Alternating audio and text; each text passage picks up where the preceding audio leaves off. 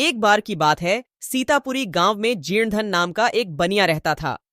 उसका काम कुछ अच्छा नहीं चल रहा था, इसलिए उसने धन कमाने के लिए विदेश जाने का फैसला किया। उसके पास कुछ ज्यादा पैसे या कोई कीमती वस्तु नहीं थी, सिर्फ उसके पास एक लोहे का तराजू थी। उसने वो तराजू साहूकार को धरोहर के रूप में दे दिया और बदले में कुछ रुपये ले लिए। जीर्णधन ने साहूकर से कहा कि वह विदेश से लौटकर अपना उधार चुकाकर तराजू वापस ले लेगा। जब 2 साल बाद वह विदेश से लौटा तो उसने साहूकार से अपना तराजू वापस मांगा। साहूकार बोला कि वो तराजू तो चूहों ने खा लिया।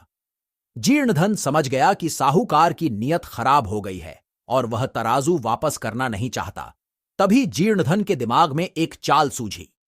उसने साहूकार से कहा कि कोई बात नहीं, अगर तराजू चूहों ने खा लिया है तो इसमें तुम्हारी कोई गलती नहीं है, सारी गलती उन चूहों की है। थोड़ी देर बाद उसने साहूकार से कहा कि दोस्त, मैं नदी में नहाने जा रहा हूं, तुम अपने बेटे धनदेव को भी मेरे साथ भेज दो, वो भी मेरे साथ नहा आएगा।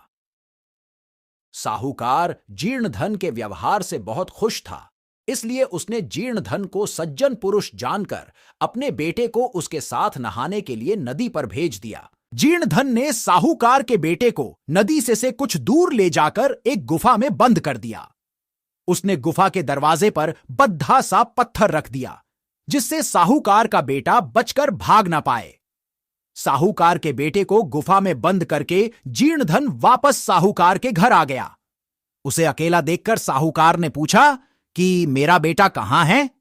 जीर्णधन बोला कि माफ करना दोस्त, तुम्हारे बेटे को चील उठाकर ले गई है। साहूकार हैरान रह गया और बोला कि यह कैसे हो सकता है? चील इतने बड़े बच्चे को कैसे उठा ले जा सकती है?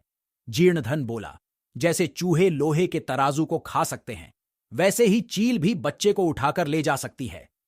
अगर बच्चा चाहिए तो तराजू लौटा दो। जब अपने ऊपर मुसीबत आई तब साहूकार को अक्ल आई।